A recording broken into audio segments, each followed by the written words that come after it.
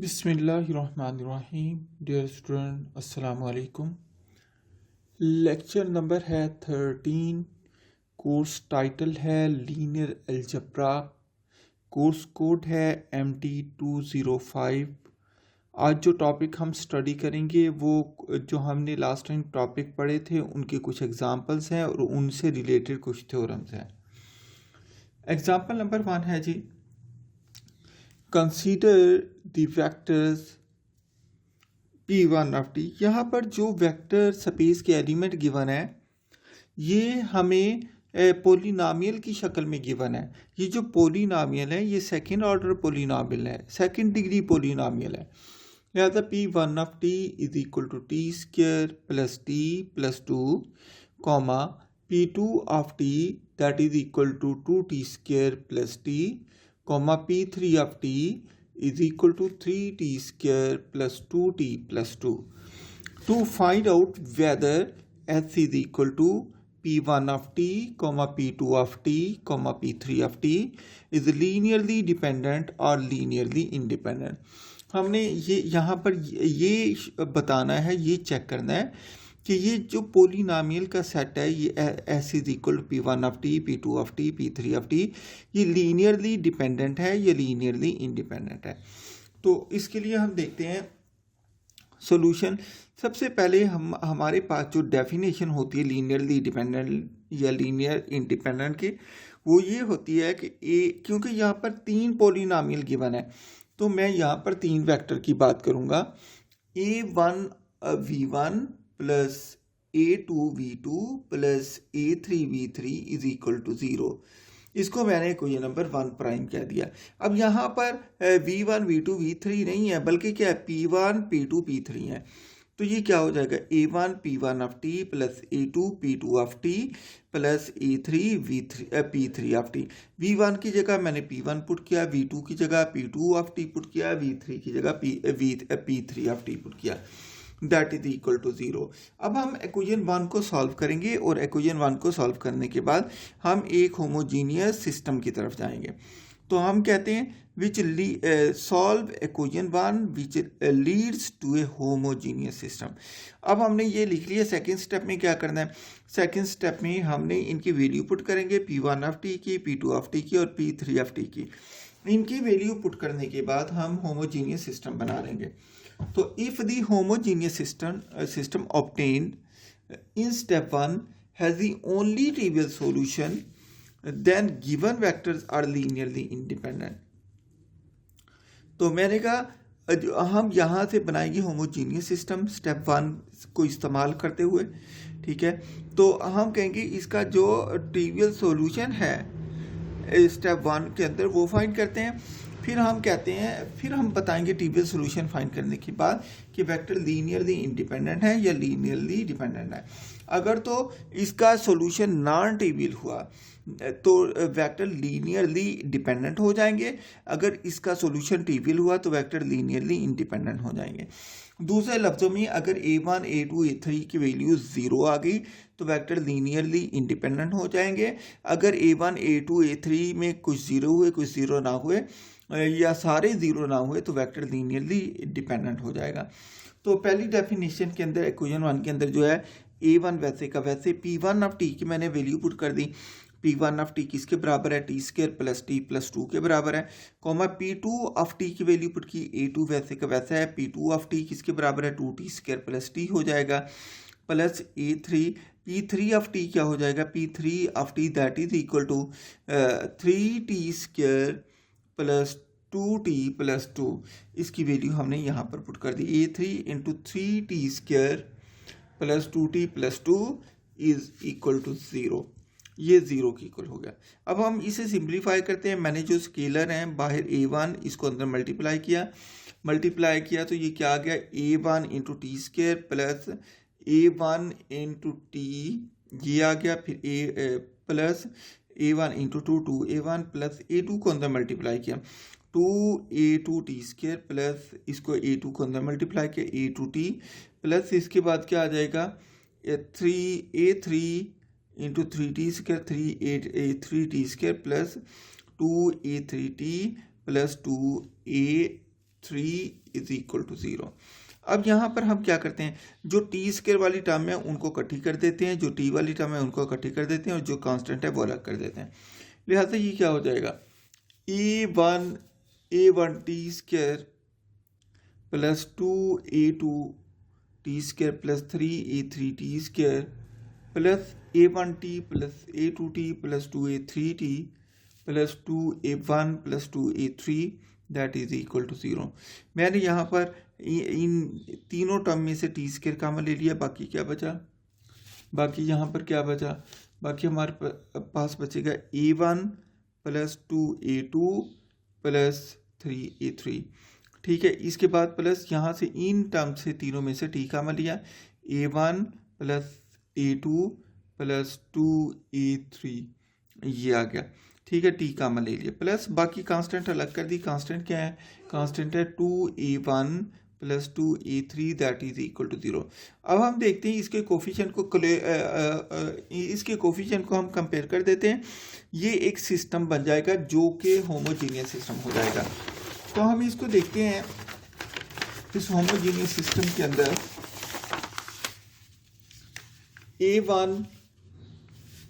a1 plus 2a2 plus 3a3 t square plus into a1 plus a2 plus 2a3 into t plus 2a1 plus 2a3 that is equal to 0। ये किसके बराबर हो जाएगा, 0 के बराबर हो जाएगा। हम अब कोफिशिएंट को कंपेयर कर देते हैं। मैंने इनको अगेन लिखा, ये क्या आ गया, a1 plus 2a2 plus 3a3 into T square plus ये a1 plus a2 plus 2a3 plus into ये 2a1 प्लस 2a3। अब ये जो दैट इज इक्वल टू, ये जो वेक्टर मेरे पास 0 है, मैं 0 को लिख सकता हूँ 0t square plus 0t plus 0, इसको मैंने इक्वेशन 2 कह दिया। अब जो टी स्क्वायर का कोफिशिएंट है, टी स्क्वायर का कोफिशिएंट क्या है, a1 plus a2 plus a3 that is equal to, इधर क्या 0 है, इधर टी स्क्वायर का कोफिशिएंट 0 है, लिहाजा मैंने लिखा a1 plus 2a2 plus 3a3 is equal to 0। अब दूसरा कोफिशिएंट, ये टी का कोफिशिएंट क्या है, a1 plus a2 plus 2a3, ठीक है, दैट इज इक्वल टू, यहाँ टी का कोफिशिएंट 0 है। फिर नेक्स्ट है जी 2a1 plus 2a3 that is equal to 0। ठीक है, अब ये मेरे पास होमोजीनियस सिस्टम बन गया। होमोजीनियस सिस्टम को मैं ऑगमेंटेड मैट्रिक्स की शक्ल में लिखूंगा।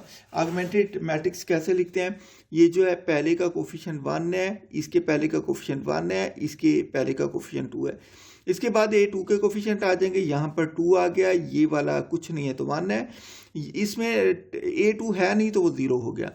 इसके अंदर a3 का कोफिशिएंट 3 है, a3 का कोफिशिएंट 2 है, a3 का कोफिशिएंट 2 है। ये जो इक्वल के उस साइड पर है नंबर, दैट इज यहाँ पर मैंने एक लाइन लगा दी, ये 0 ये 0 ये 0।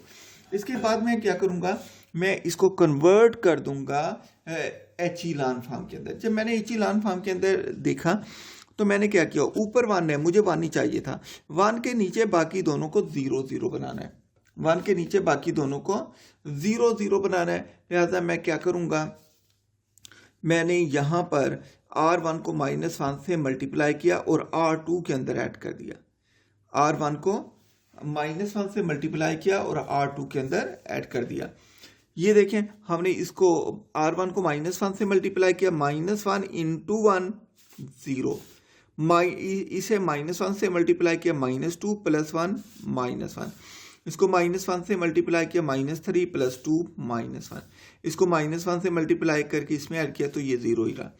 अब दूसरे में क्या किया, हमने R1 को -2 से मल्टीप्लाई किया, -2 प्लस 2 0 हो गया, -2 से मल्टीप्लाई किया -4 प्लस 0 -4 हो गया, -2 से मल्टीप्लाई किया -6 प्लस 2 -4 हो गया। सिमिलरली इसको -2 से मल्टीप्लाई किया, 0 में ऐड किया तो ये 0 रहा। अब हमें क्या चाहिए, 1 बनाने के बाद 0 0 बना लिया। अब अगले एलिमेंट को इसको हमने 1 बनाना है। यहाँ पर क्या -1 है, तो मैं क्या करूँगा, R2 को -1 से मल्टीप्लाई कर दूंगा। जब मैं R2 को -1 से मल्टीप्लाई करूँगा तो क्या हो जाएगा, 1 2 3 0, यहाँ पर 0 रहेगा, ये माइनस है तो प्लस हो गया, -1 से मल्टीप्लाई कर दिया ना, ये माइनस है तो ये प्लस हो गया, ये 0 वैसे का वैसे, जो रो 3 है वो वैसे की वैसे 0 -4 -4 0। अब हमने क्या करना है, हमने इस 1 को इस्तेमाल करके इसके नीचे 0 बनाना है, ठीक है। तो इसके ऊपर कुछ भी नहीं अब करना, सारा नीचे करना है, क्योंकि हमने एचिलान फॉर्म के अंदर चेंज करना है ना।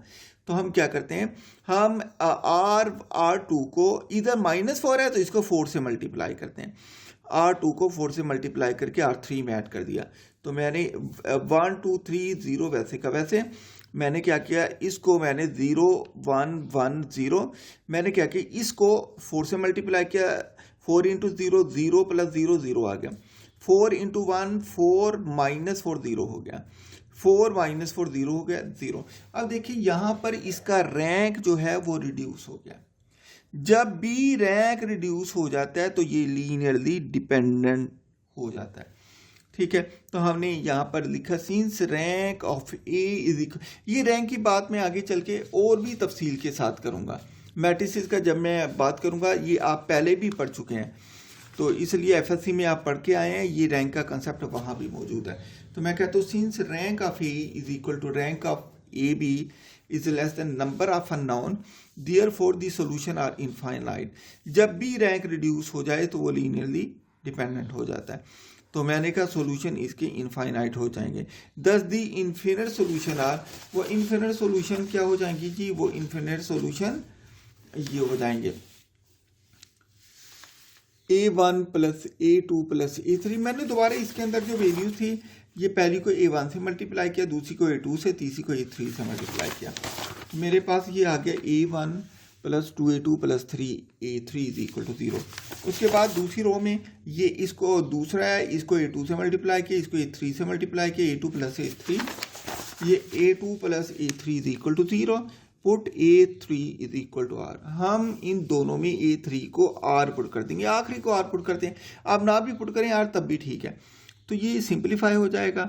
यहाँ पर ये क्या हो गया, A1 + 2A2 + 3R = 0। यहाँ पर मैंने R पुट किया तो A2 की वैल्यू -R हो गई। अब A2 की वैल्यू -R मैं यहाँ पर पुट कर देता हूँ, तो put A2 = -R, that is equal to, यहाँ पर A1 वैसे का वैसे +2 वैसे का वैसे, A2 की जगह -R आ गया, +3R = 0। A1 - 2R + 3R = 0। A1 - 2R + 3R क्या हो गया, R हो गया, दैट इज इक्वल टू 0। लिहाजा यहाँ पर A1 = -R हो गया। दस A1 = -R, ये मैं इनको कंबाइन लिख रहा हूँ। A1 = -R, A2 = -R and A3 = R। यहाँ पर आप R की वैल्यू 0 पुट कर दें तो आंसर A1 = 0 0 आ जाएगा। इसके लिए लीनियरली डिपेंडेंट हो जाएगा, इंडिपेंडेंट हो जाएगा। जब तमाम A 0 हो गए तो ये लीनियरली इंडिपेंडेंट हो गया। अगर R 0 नहीं होगा तो A1 A2 A3 0 नहीं आएंगे। लिहाजा जब R 0 है तो सिस्टम लीनियरली इंडिपेंडेंट है, जब R 0 नहीं है तो सिस्टम लीनियरली डिपेंडेंट है। दस the system is linearly dependent. मैंने यहाँ पर एक R पुट करके दिखा दिया, बेशक ना भी पुट करें तब भी ठीक है। जब R 1 होगा तो A1 -1 आ जाएगा, जब R 1 होगा तो A2 -1 आ जाएगा, जब R 1 होगा तो A3 1 आ जाएगा, A3 1 आ जाएगा। तो हमारे पास ये क्या हो जाएगा, हम अगर ये वैल्यू इसके अंदर पुट करें तो ये सिस्टम हमारे पास क्या बन जाता है। ये इसके अंदर मैं वैल्यू पुट करने जा रहा हूँ A1 A2 A3 इसके अंदर, यहाँ पर। तो A1 A2 A3 की जब हम इसके अंदर वैल्यू पुट करेंगे तो ये हमारे पास सिस्टम कुछ इस तरह का बन जाएगा, -P1 of t -P2 of t + P3 of t = 0।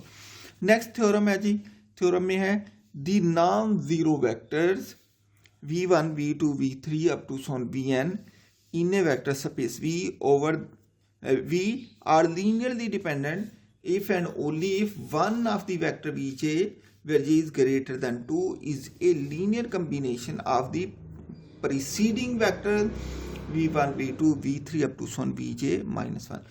तो मैंने कहा अगर मेरे पास नॉन ज़ीरो वेक्टर, हम किसी वेक्टर स्पेस के non zero vector v1 v2 v3 up to vn ले लें तो ये लीनियरली इंडिपेंडेंट हो जाएंगे इफ़ एंड ओनली इफ जब इनमें से एक वेक्टर मैं वी जे लूँ और उसे बाकी वेक्टर के लीनियर कम्बिनेशन में मैं लिख सकता हूँ। मैंने कहा अगर वेक्टर स्पेस के वेक्टर हम एलिमेंट लें v1 v2 up to vn और इनमें से एक वेक्टर vj ले लें यहाँ तक कि जे जो है ये बड़ा हो या बराबर हो 2 के, तो हम कहते हैं इसका मतलब ये है V1 V2 मतलब 2 एलिमेंट हो गए। तो a linear combination of the preceding vector V1 V2 V3 up to so on Vj minus 1, मैंने कहा बाकी जो वेक्टर होंगे वो लीनियरली डिपेंडेंट हो जाएंगे। ठीक है, इसका हम प्रूफ देखते हैं। तो इसमें हम कहते हैं proof, if Vj is a linear combination of the preceding vector V1 V2 up to so on Vj minus 1, this Vj is equal to C1 V1, क्योंकि वेक्टर जो है Vj को लिखना है बाकी के लीनियर कम्बिनेशन में, तो मैंने इस तरीके से लिख दिया। मैंने कहा Vj जब लीनियर कम्बिनेशन में लिखूंगा then Vj is equal to C1 V1 plus C2 V2 plus C3 V3 plus up to so on plus into Cj minus 1 Vj minus 1, ये इसका लीनियर कम्बिनेशन आ गया। तो अब हमने Vj को लीनियर कम्बिनेशन, अब देखें हम सारे एलिमेंट को एक ही साइड पर ले जाते हैं। जब सारे एलिमेंट को ये Vj को दूसरी साइड पे ले गए, C1 V1 plus C2 V2 plus C3 V3 plus up to so on plus into Cj minus 1 Vj minus 1, ठीक है, ये Vj इधर जाकर माइनस Vj हो गया, दैट इज इक्वल टू 0। अब इधर क्या रह गया 0, Vj को दूसरी तरफ ले गए तो ये यहाँ आकर माइनस Vj हो गया। अब हम इसे लिख सकते हैं, हमने इसको n तक एक्सटेंड करना है, तो हम इसको लिख सकते हैं C1 V1 plus C2 V2 plus C3 V3 plus up to so on plus Cj minus 1 Vj minus 1, मैंने माइनस 1 इंटू Vj लिख दिया। इस तरीके से आंसर इसका वही आएगा, दैट इज इक्वल टू 0। अब मैं इसकी जो भी इसके टर्म्स हैं मैं इनको एक्सटेंड कर देता हूँ। हम देखते हैं कि C1 V1 plus C2 V2 plus C3 V3 plus up to so on plus यहाँ क्या हो जाएगा Cj माइनस 1 Vj माइनस 1, ये कहा क्या हो गया plus into minus 1 into Vj। आगे इससे टर्म होंगी, ये Vj है तो अगली टर्म Vj प्लस 1 है, लेकिन वो इसलिए नहीं लिखी गई कि उसके स्केलर 0 हो गए। तो मैं अगर वो लिखना चाहूँ तो Vj से अगली टर्म Vj प्लस 1 है, लेकिन इसका स्केलर 0 आ जाएगा, और Vj से अगली टर्म Vj प्लस 2 है, इसका स्केलर भी 0, और इससे आगे plus 0 Vj plus 3 plus up to so on चलते चलते 0 Vn तक पहुँच जाएंगे, 0 Vn that is equal to 0। Since equation 2 at least one coefficient minus 1 is non zero, मैंने कहा मैंने इस टर्म के अंदर ये साबित कर दिया C1 C2 up to so on Cj minus 1 तक मुझे नहीं पता कि ये 0 हैं या नहीं, ये जर्नल लिखे हैं, लेकिन ये माइनस 1 ने मुझे बता दिया है, इस माइनस 1 ने मुझे बता दिया है कि कम से कम एक स्केलर ऐसा है जो कि नॉन जीरो है, जबकि इसके बाद बाकी सारे बेशक जीरो हैं। इसलिए जब एक भी स्केलर नॉन जीरो हो जाए, देखिए C1 C2 C3 up to so on Cj minus 1, इनका तो हमें पता ही नहीं ये 0 है या नहीं है, ठीक है। और Vj के जो अगले कोफिशिएंट है ये Vj प्लस 1 के साथ ये भी 0 है, अगला Vj 2 के साथ ये भी 0 है, Vj 3 के साथ ये भी 0 है, अप टू सोन Vn के साथ ये भी 0 है। Vj के बाद सारे 0 है, Vj से पहले C जो है इसका हमें नहीं पता ये 0 है या नहीं है, लेकिन ये माइनस 1 हमें बताता है कि कम से कम एक स्केलर ऐसा है जो कि 0 नहीं है। लिहाजा इसको देखते हुए हमने कहा इक्वेशन 2 में कम से कम एक स्केलर ऐसा है जो कि माइनस 1 है जो कि 0 नहीं है। तो हम कहते हैं कि since in equation 2 at least one coefficient minus 1 is non-zero, thus we conclude that V1 V2 V3 up to so on Vn are linearly dependent। अब क्योंकि इफ एंड ओनली इफ की बात की थी तो अब हम इसकी कन्वर्स बात करते हैं, ठीक है। अब हम सपोज करेंगे V1 V2 up to so on Vn ये लीनियरली डिपेंडेंट है, और हम प्रूव करने क्या जा रहे हैं कि Vj लीनियर कम्बिनेशन है। तो मैंने यही सपोज किया है V1 V2 up to so on Vn are linearly dependent, then there exists scalar C1 C2 C3 up to so on Cn not all zero such that, तो मैंने कहा यहाँ पर C1 C2 सारे के सारे बिल्कुल ज़ीरो नहीं है, बल्कि कुछ ज़ीरो हो सकते हैं कुछ ज़ीरो नहीं हो सकते। तो मैंने कहा मैं इसे लिख सकता हूँ C1 V1 plus C2 V2 plus C3 V3 up to so on Cn Vn is equal to 0। ये डेफिनेशन है लीनियरली डिपेंडेंट की। तो मैंने कहा now let J be the largest subscript for which C J is not equal to 0। मैंने कहा जे की वो सबसे बड़ी वैल्यू है सी जे जो कि 0 नहीं है। तो मैंने कहा if J is greater than 1, अगर जे 1 से बड़ा हो जाए तो ये क्या हो जाएगा, C1 V1 plus C2 V2 plus C3 V3 plus up to so on CJ। ये जे 1 से बड़ा क्यों लिया, 1 से बड़ा इसलिए लिया कि यहाँ पर थ्योरम के अंदर उसने कहा था J is greater or equal to 2, इस वजह से मैंने वहाँ कहा है कि ये 1 नहीं है, 1 से बड़ा है। ठीक है, यहाँ से मैंने CJ VJ को यहीं पर रखा, बाकी सबको दूसरी साइड पर ले गए, दूसरी साइड पर जाकर सारे नेगेटिव हो गए, minus C1 V1 minus C2 V2 minus C3 V3 अब minus up to so on CJ -1 VJ -1 is equal to 0। ये सारे 0 ही है ना वैसे तो। अच्छा, यहाँ पर लिखने की ज़रूरत नहीं है 0। मैं यहाँ पर क्या करता हूँ, मैंने यहाँ पर VJ का लीनियर कम्बिनेशन लेना है क्योंकि ऊपर VJ का लीनियर कम्बिनेशन लिया था। मैं क्या करता हूँ, मैं सबको CJ से डिवाइड कर देता हूँ। जब मैंने CJ पर सबको डिवाइड किया तो इसका CJ हर एक के साथ डिवाइड हो गया, इसका CJ हर एक के साथ डिवाइड हो गया। देखिए ये CJ VJ is equal minus C1 V1 minus C2 V2 minus C3 V3 minus up to so on minus CJ -1 VJ -1। तो मैंने डिवाइड कर दिया तो ये C1 ओवर CJ हो गया, इसके नीचे अलग डिवाइड हुआ CJ, इसके नीचे अलग डिवाइड हुआ CJ, इसके नीचे अलग डिवाइड हुआ, यहाँ तक कि CJ -1 के नीचे भी CJ डिवाइड हो गया। अच्छा, अब देखें इसको मैंने दोबारा ये ब्रैकेट की शक्ल में इन्हीं को क्लोज करके लिखा है।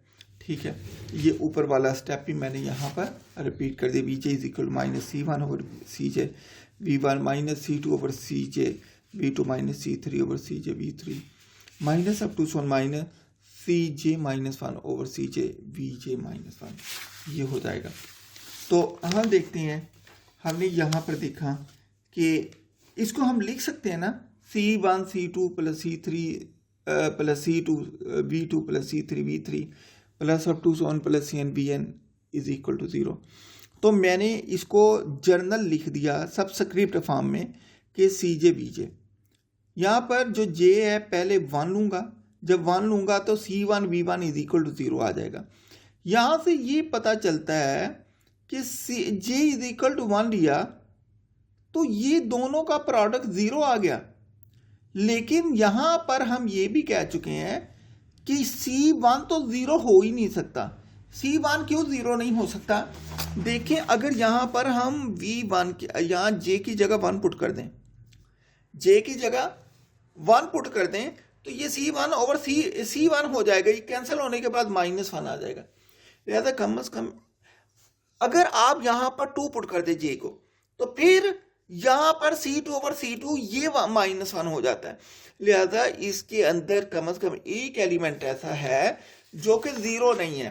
तो इसका मतलब ये हुआ कि यहाँ पर अगर जब हम J को 1 लें तो सिर्फ एक ही पॉसिबिलिटी बचती है कि C1 ओवर C1 मतलब इसका कोफिशिएंट V1 का -1 है, V1 मतलब ये C1 से कट जाएगा।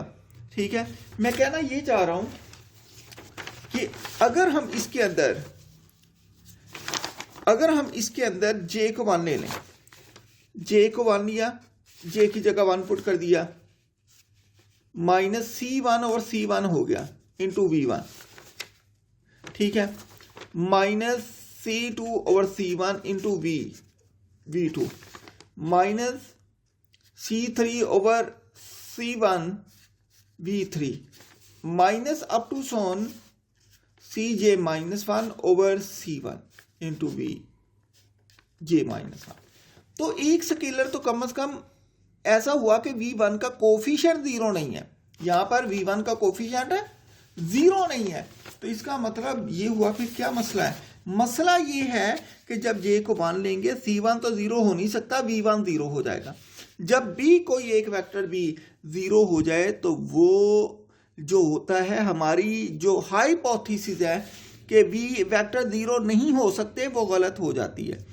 तो हम कहते हैं which is the contradiction to the hypothesis that none of the vectors are the zero vector. लिहाजा हमने तो ये सपोज किया था कि ये यहाँ पर ये सपोज किया था ना कि यहाँ पर v1 v2 लीनियर कम्बिनेशन है, और यहाँ पर हमने ये कहा था कि ये लीनियरली डिपेंडेंट है, और C1 में सारे जीरो नहीं है, कुछ जीरो हो सकते कुछ नहीं है।